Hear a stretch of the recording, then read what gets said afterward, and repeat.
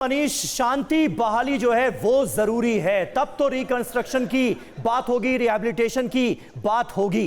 क्या आपको कहीं से इस बात के आसार लगते हैं कि शांति समझौते की तरफ कहीं ना कहीं हम बढ़ते हुए दिखें, रूस और यूक्रेन बढ़ते हुए दिखें, भारत की कोशिशें कुछ रंग लाती दिखी? क्या अभी जो युद्ध के अंदर स्थितियां हैं वो इस मायने में मुफीद आपको नजर आती हैं कि बातचीत की टेबल पर दोनों देश बैठ सकते हैं? देखिए, वो भारतीय दर्शन में हम मानते हैं कि हमारे हाथ में सिर्फ कर्म है और हमें अपना कर्म करना चाहिए। तो मुझे लगता है कि भविष्य में जब इतिहास लिखा जाएगा तो इस बात को जरूर दर्ज किया जाएगा कि जब रूस और यूक्रेन या दोनों पक्ष लड़ रहे थे तो भारत ने दोनों पक्षों से शांति की अपील की। जब प्रधानमंत्री मोदी पुतिन से मिले, चाहे वो एससीओ सम्मेलन के दौरान, तब उन्हें कहा कि ये युद्ध का नहीं है। दोबारा जब मॉस्को में गए तब उन्होंने इस बात के लिए कहा कि युद्ध क्षेत्र में समाधान नहीं होगा।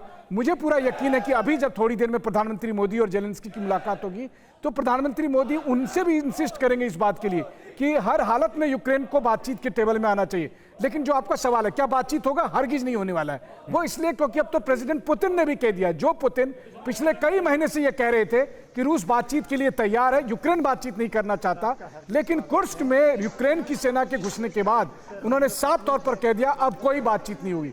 तो अब फिलहाल शांति की उम्मीद नहीं है, लेकिन भारत ने शांति की बात कही है, भारत शांति पर जोर दे रहा है। ये बात भी दर्ज होना चाहिए इस युद्ध के दरमियान, इस तबाही के दरमियान, क्योंकि तबाही और अधिक बढ़ेगी। जो बात आपने कहा बढ़ेगी, 24 घंटे बाद हो सकता है रूस का और बड़ा भयानक हमला होगा उन्हीं जगहों पर जहां पर अभी प्रधानमंत्री मोदी हैं। सुमित, एक ऐसे दौर में है इस वक्त हम जब पूरी दुनिया दो धड़ों में बटी हुई नजर आ रही है। ऐसे में रूस और यूक्रेन, जो कि दोनों ही हमारे देश मित्र देश हैं, उन्हें समझने की जरूरत है कि किसी एक के साथ होना किसी दूसरे के खिलाफ होना नहीं है। आप दोनों हमारे देश हैं और मित्र देश, और हम चाहते हैं कि दोनों में दोस्ती स्थापित हो, शांति स्थापित हो। देखिए, बिल्कुल रूस खासतौर पे भारत का एक डिफेंस बड़ा अलाइज रहा है, स्ट्रेटेजिक पार्टनर रहा है। यूक्रेन के साथ भी हमारे इस तरीके के समझौते रहे हैं, या फिर आप कह सकते हैं कि कई ऐसी डिफेंस चीज़ों के अंदर हम यूक्रेन से भी मदद लेते हैं। लेकिन इंपॉर्टेंट ये है कि अभी दोनों देश की आपस में जिस तरीके से युद्ध चल रहा है, 2.5 साल से ज़्यादा का वक्त हो चुका है, और भारत हमेशा ये दोनों देशों को समझाता है। चाहे वो आप देखें पिछले 2022 के बाद से ही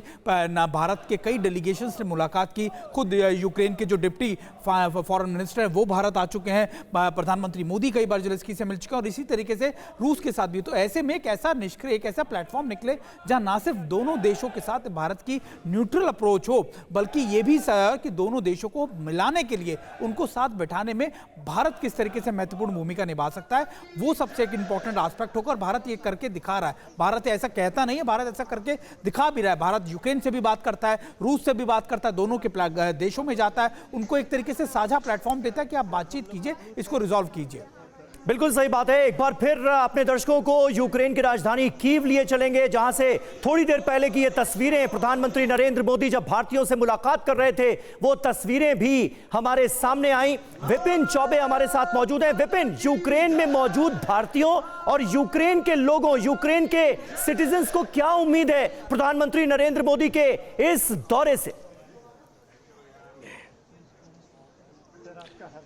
देखिए सबीर, यूक्रेन में रहने वाले भारतीय हो या फिर यूक्रेनियंस हो या फिर दुनिया के अलग अलग कोनों में बैठे हुए लोग हों, जिनकी निगाहें आज यूक्रेन पर है, उन सबके मन में सिर्फ एक भाव आ जा रहा है, वो है उम्मीद और आशा का भाव। और वो आशा और उम्मीद उन्हें भारत के प्रधानमंत्री नरेंद्र मोदी से है, क्योंकि दुनिया के चुनिंदा ऐसे देशों में भारत है जिसके संबंध रशिया से भी उतने ही बेहतर है और यूक्रेन से भी उतने ही बेहतर है। रशिया के भी दरवाजे उनके लिए खुले हुए हैं, यूक्रेन के भी दरवाजे उनके लिए खुले हैं। वो रशिया की धरती पर भी जाकर कहते हैं कि युद्ध किसी समस्या का समाधान नहीं है, वो पोलैंड की धरती पर भी जाकर कहते हैं, और वो यूक्रेन में भी इसी बात को दोहराएंगे। ऐसे में शांति की उम्मीद बहुत ज्यादा बढ़ जाती है। तमाम भारतीय जो भारत के बिहार राज्य से ताल्लुक रखते हैं, ये तमाम लोग बिहार, कोई छपरा से है, कोई हाजीपुर से है, कोई समस्तीपुर से है, बिहार वालों से भी प्रधानमंत्री ने मुलाकात की है, और इनके चेहरों की मुस्कान ये बताने के लिए काफी है कि बिहार के लोग भी यूक्रेन में रहते हैं और अपने प्रधानमंत्री से मिलकर ये कितने गदगद है। बिना वक्त जाए किए, आप सभी बिहार से हैं? हाँ, सासाराम से। अच्छा, आप कहाँ से हैं? सासाराम। आप सासाराम। आप कहाँ से हैं?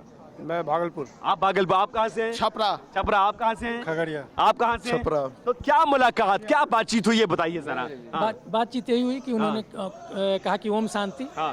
मतलब अपना भाषा में बात कैली है कि ना कैली है ये बताइए। उतना समय नहीं मिलता है, समय बहुत कम समय। अगर समय मिलता तो बात करते हैं। जरूर करते अच्छा, हैं। क्या बात करते हैं? क्या कि पूछते हैं जैसे उससे? की हाल बा। की हाल बा? क्या बात है ये बताइए, आप तो इतना बड़ा तिरंगा झंडा लेकर आए थे। मैं एक्चुअली बिहार से डेहरी ऑन्सो की जगह से हूँ मैं। और मैं भी यहाँ 25 सालों से हूँ और मैं मेडिकल पढ़ाई खत्म की और डॉक्टर यहाँ पे हूँ। और मुझे मोदी से मिलकर बहुत अच्छा लगा। मैं यही उम्मीद करता हूँ कि जो अभी वॉर, एक्साइटेड थे आप लोग बहुत ज्यादा एक्साइटेड लग रहा है कि कुछ होगा जैसे दुनिया पूरे उम्मीद से है। बिहार वाले जो यहाँ पर हैं वो क्या उम्मीद लगा कर बैठे हैं? मतलब मोदी से तो 100% उम्मीद आगे बैठे हुए हैं और युद्ध रुकेगा। बिल्कुल। और यहाँ पे जिस तरह से लोग इकट्ठा हुए हैं, यूक्रेन के कोने कोने से लोग आए हैं, रात भर चल के यहाँ पे आए हैं गाड़ियों से अपने, तो काफी एक्साइटेड है लोग मोदी को। एक्साइटमेंट बहुत ज्यादा है। बिहार वालों ने क्या कहा, लिट्टी चोखा वगैरह ऑफर किया कि नहीं? बिहार की फिर वहां पहचान है पर उन लोगों से बातचीत कर रहे हैं जो प्रधानमंत्री मोदी को देखने के लिए आतुर है।